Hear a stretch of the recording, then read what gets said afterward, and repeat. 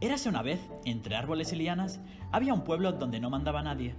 Los animales paseaban sin control por el pueblo, hasta que un día el conejo Pepito habló con sus amigos y les dijo: Alguien ha pisado mi comida.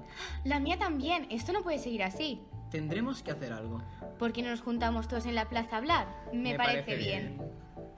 Cuando estaban en la plaza, decidieron escoger a alguien para que todo fuera mejor. Entre ellos se preguntaron quién podría ser el mejor, a lo que se ofrecieron el conejo Hugo y el león Otto. Yo os prometo más comida y protección. No os faltará de nada. Yo os ofrezco más trabajo y más orden, para que no haya más peleas. ¿Y qué pasará si no lo cumplís? ¿Cómo elegiremos? Al día siguiente, se volvieron a reunir para escoger cuál de sus amigos mejoraría el pueblo. A Pepito se le ocurrió escribir el nombre del que querían que fuese el ganador en un papel y lo puso en una caja. Cuando todos hayamos votado, contaremos cuántos votos hay para Otto y cuántos para Hugo. Y quien tenga más, gana. ¿Quién ha ganado? Yo espero que salga Otto, porque creo que lo haría mejor. Yo prefiero que gane Hugo, que me cae mejor. Cuando todo el pueblo acabó de votar, cogieron la caja y sacaron los papeles, y al contarlos... Ha ganado por mayoría Otto.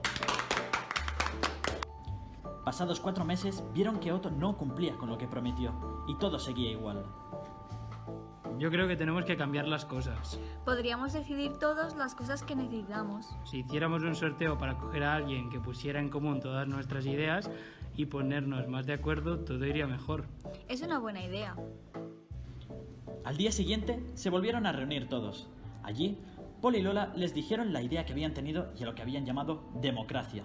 Y estuvieron todos de acuerdo. ¿Cómo ha cambiado todo? Ahora todo va mucho mejor. Seguían pasando los meses y todo iba mejorando. Así, tuvieron un final feliz.